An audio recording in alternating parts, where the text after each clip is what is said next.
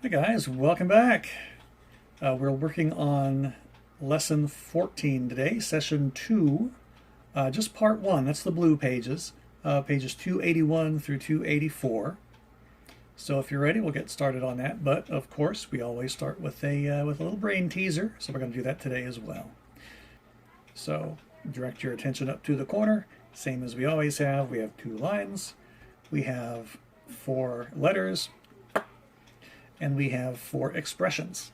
Box A, the expression is 35.78 minus 84.01. Box B, we have 36 plus 84. Box C is negative 80 plus 30. And over there in box D, that's negative 32.1 minus 18.9. So the name of the game is Which One Doesn't Belong? You know how to do that. Every one of these 4 has something that sets it apart from the other 3. So think of some ways that each one of those 4 can be set apart from the others. Something that the other 3 have in common that that one doesn't. And give it a few minutes, come back and we'll talk about it.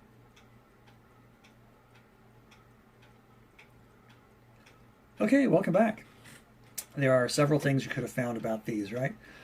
For instance, A was the only one that involved decimals out to the 100th place, right? D is the only one that has decimals to the 10th place. Did you notice that B is the only one of these 4 that gets a positive answer? C is the only one that involves multiples of 10. And D is the only one that involves subtraction from a negative value. And there were others, of course, but those are the 4 that popped out to me immediately. So, good job. So let's move on from that, pull into page 281, and we'll start off with that. Okay, here we are up on page 281. We have an example try it at the top of the page, as we usually do, so I will let you try this one first. Let's take a look at the question. Elena repairs pinball machines. Interesting. She orders a part that costs $44.50. She also returned parts that cost $26.30 and $21.40. Is the cost of Elena's order more or less than her return, and how much more or less? So a little bit of review on this. So I'll let you take a shot at it. Take a few minutes, work out your solution strategy, and when you get back, we'll talk about it. Okay, welcome back. So, did you notice a few things right off the bat, right? First of all, she orders a part that costs $44.50. So if she orders that, that's money that's going out because she's ordered it. Now she returns parts that she's already paid for. That cost $26.30 and $21.40. So that's money coming in. So that is all money going the other direction.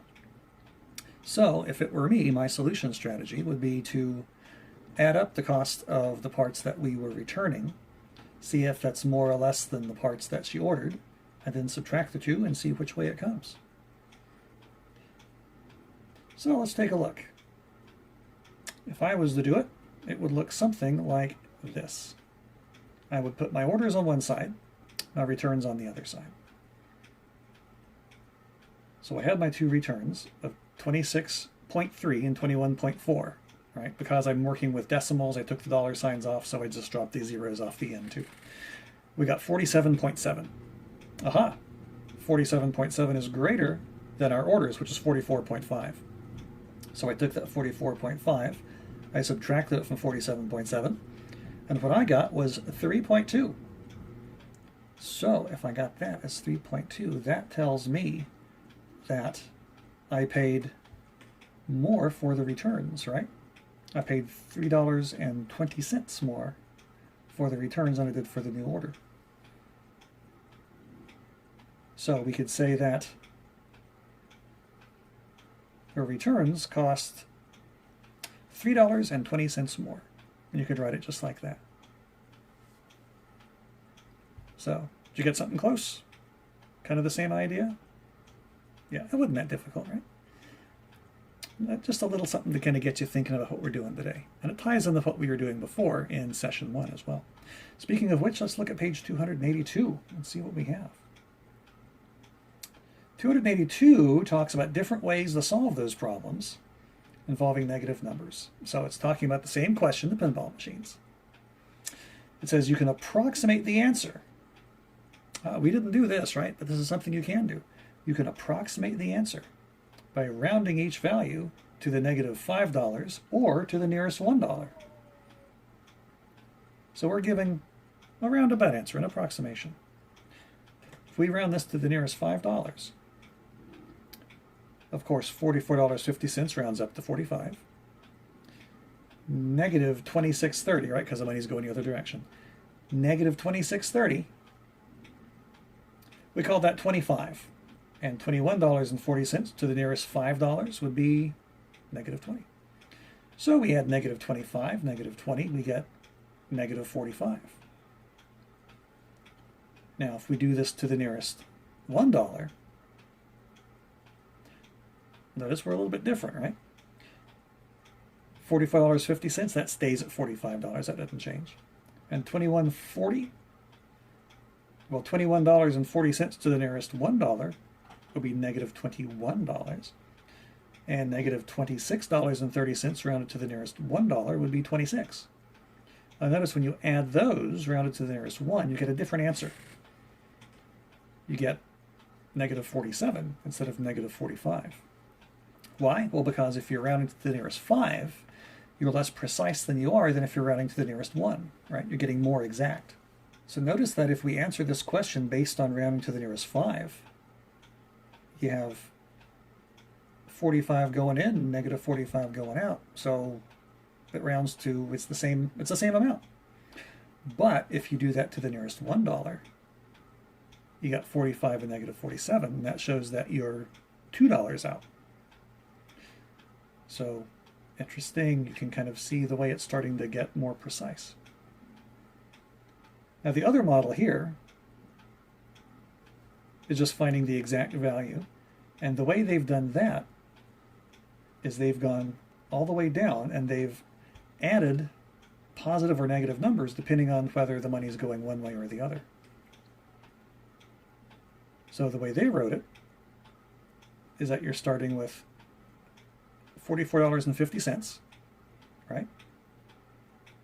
That's how much you've spent on the new part. Then from that, you've added a negative $26.30. That's the money that's going out for the return. And the other negative $21.40 for the other return that's going out. They added those two to get negative $47.70. And then they subtracted that from $44.50. So they set this up as an expression and solved the whole thing in one go. So that's two ideas to model it. Let's look at the next page over and see what we have. Let's go to page 283. All right, page 283, connect it. We're connecting these now. Use the problem from the previous page, again, the pinball number problem, to help you understand how to solve problems using negative integers. 1, look at the first, model it. That's what we saw when we were estimating. What approximation do you get when you round the values to the nearest $5? What does this estimate tell you about the costs of Elena's order and return? If you round to the nearest 5, it doesn't show that there's any difference at all. So we could say it was 0, right? What approximation do you get? You get $0. And what does that tell you? It tells you that the cost of the order and the return are very close.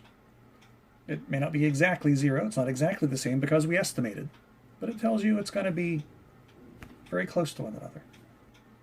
So for number 2, what approximation do you get when you round the values to the nearest $1? And what does that estimate tell you about the cost of Elena's order and return? Well, when we worked it out, we got a negative 2, right? Which means we had more of the returns than we had for the orders. And so that would tell you that the cost of the order was about $2 less than what her return was. And we could write that this way, right? The approximation was negative 2, and it's about 2 less than what the return would be. That's what that negative told us. So, question 3. Why might you want to estimate rounding to the nearest $1 instead of to the nearest 5? Well, as we saw, right? If we round to the nearest 1, the approximate values are closer to the real values. So the estimated answer will be, it's going to be closer to what the real answer is. Okay? If you're rounding to the nearest 5, if your answer is going to be within 5, it's not going to show that there's going to be any difference at all. But if you're under the nearest 1, you get a little bit closer. So we could write that kind of like that. It's accuracy is what it comes down to. The approximate answers are closer to the actual values.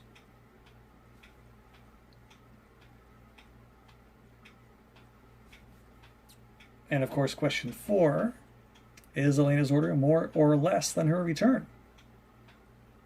Well, we saw that 3 or 4 different ways, right? It's less. And exactly how much, we worked that out at the very beginning, right? The sample problem. Elena's order cost exactly $3.20 less than her return did.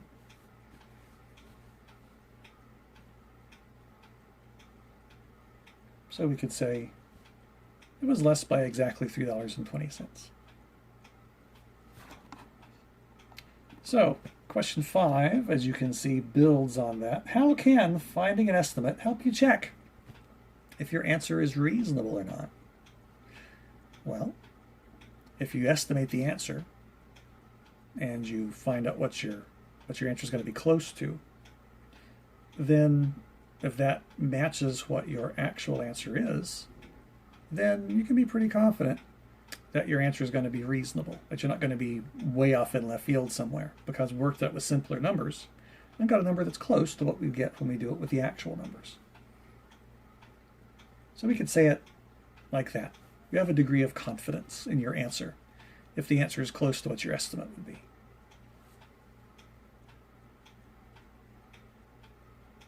And number 6, the reflection question. Think about the models and the strategies you have discussed today. Describe how one of them helped you better understand how to solve the try-it problem. Well, I can't answer that. That one's up to you. So you'll have to answer that. Look at the models and the strategies and which one helps. That's page 283. Let's move on to page 284. All right, 284 gives us 3 problems. We'll work those out. And then in the next video, we'll move on to the green pages. So we'll do this one first. Adriana, here's Adriana over there. Adriana is rock climbing. She started at an elevation of negative 36.5 meters relative to sea level, and she'll finish at an elevation of 25 3/4 meters. Her climb is now 80% complete. Estimate her current elevation, then find her actual elevation, and show your work. Okay, this is pretty interesting. We have a lot to look at here. You probably wanted like draw an illustration or something to kind of show what it is you're trying to find before you solve it. Hint, hint. So let's pull some data out, and we'll set you loose on it. She started at an elevation of negative 36.5 meters. So she's starting off like way below sea level. And she's going to finish at an elevation way above sea level. It's going to be 25 3/4 meters. And her climb is 80% complete. So she's only gone 80% of the way up.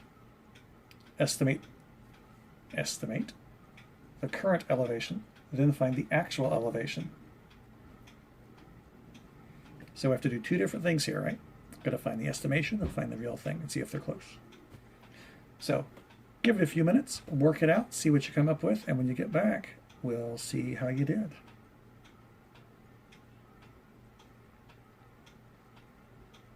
All right, welcome back, welcome back. Let's take a look at what we have.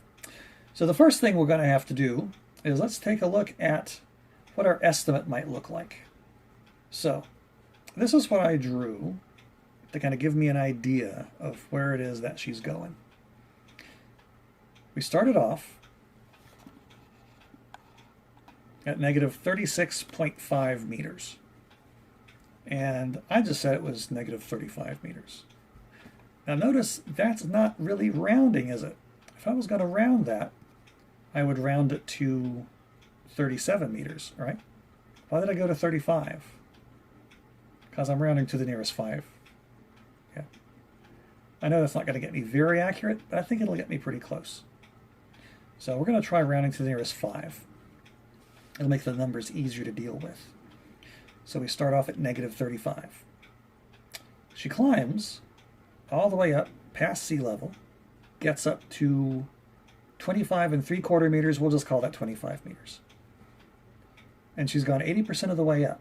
So she hasn't gone all the way. She's only gone about that far, right? It'd be like 8/10 of the way is about there, I guessed. So her actual elevation is going to be somewhere between 0 and 25, right? Let's say probably, what, 15, 20, something like that? Lower than 25. So that gives us a target to shoot for. Now, first thing we have to do is figure out how far she climbed, right? Now, you know that we can't just take those two numbers and subtract them, right? If we find the distance, we have to find the distance from 35 to 0, then the distance from 0 to positive 25, right? You're adding the absolute value of both of the numbers to find the distance between the two, right? Or you could say is 25 minus a negative 35 to find the difference, subtracting between those two numbers. So let's do that with an estimation and see what we get.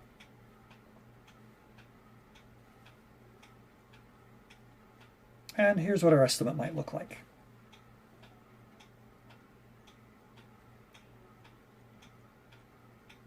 So we know that we're finding 80% of the two numbers. Now, 80% we can make into a decimal, right? Because if you're multiplying, and you are because it says of, so it's 80% times those two elevations added together. The absolute value of the two elevations added together. So that's 0.8 times 25 plus 35 gives you 60. So what's 0.8 times 60? 80% of 60, right? Well, you just multiply 8 times 6 to get 48. So 8 times 60 would be 480. And then you have to move your decimal over 1 because we're dealing with the decimal here. So 480 becomes 48.0. Just leave the 0 off. Just make it 48. So our answer isn't 48, though, is it? The answer can't be 48, remember, because our elevation has to be something below 25. So how did we get 48? Well, remember, we added the absolute value of both of these numbers. And we found out that 80% of the way between those two is going to be roughly 50, right? It was 48. I rounded up to 50 because we're rounding anyway, so why not? So to do that, if this is going to be about 50, we have to get rid of that negative 35 again, right? You got to take that 35 below sea level and subtract it back out.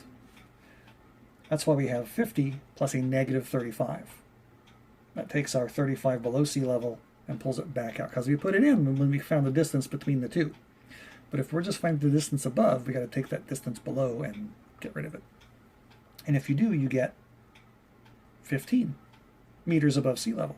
And that's about what we said, didn't we? We said something like, what, 15, 20, something around there. So our estimate works both ways. It works with our drawing. It works with finding it out mathematically. Now we can find it out with the actual elevation too. So let's look at that. If we do the actual elevation, that looks like this. So notice that I set it up the exact same way.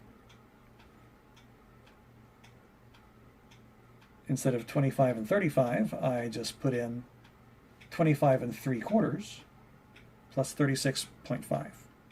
And I'm finding, again, 80% of that. So it's 0.8 times, add these two together. So I added 36.5 and 25 3/4, right? You're adding a decimal and a fraction. Now I happen to know that 3/4 is 0.75 and that 0.5 is 1/2. So I could have either added those as fractions or added them as decimals. I chose to add them as decimals. You could have done it either way. And over to the side here, I found out that 25.75 plus 3650 gives you 62.25. And so 62.25, as you can see here, is what we are multiplying by 80%, or 8/10, to get you your answer. And so if you do that, you multiply 0.8 times 62.25. I did that over here. And 62.25 times 0.8 is 49.8. Because remember, when you do this, you don't count your decimals till the very end. So you count it as 6,225 times 8. That's 49,800. And we have our decimals 3 places, so we move our decimals 3 places over at the end, and it gets you 49.8. So there's our 49.8. And just like we did before, we have to subtract out that 36.5 meters below sea level. And so 49.8 minus 36.5 gets you 13.3. And so 13.3 what? 13.3 meters above sea level is her actual elevation. So, did you get it close to the way I did it? Did you have the same solution strategy, or did you do something a little different? Either way, if you got to the right answer, you got to the right answer. That's the way you do it. Let's look at our next question.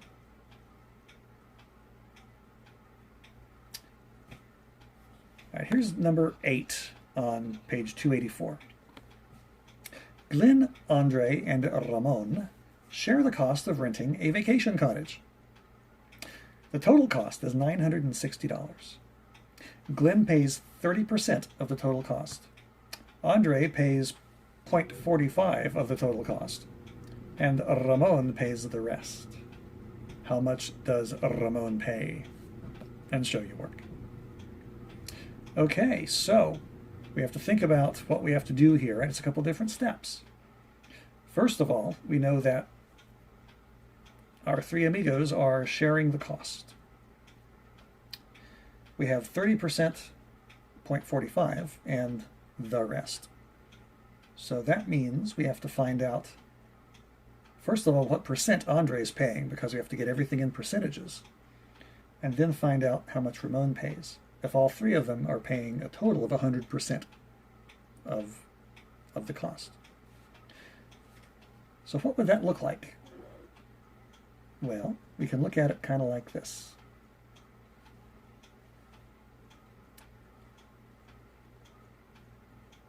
Okay, the way I have this set up is I started off with 100%, because it's just the 3 of them paying for everything.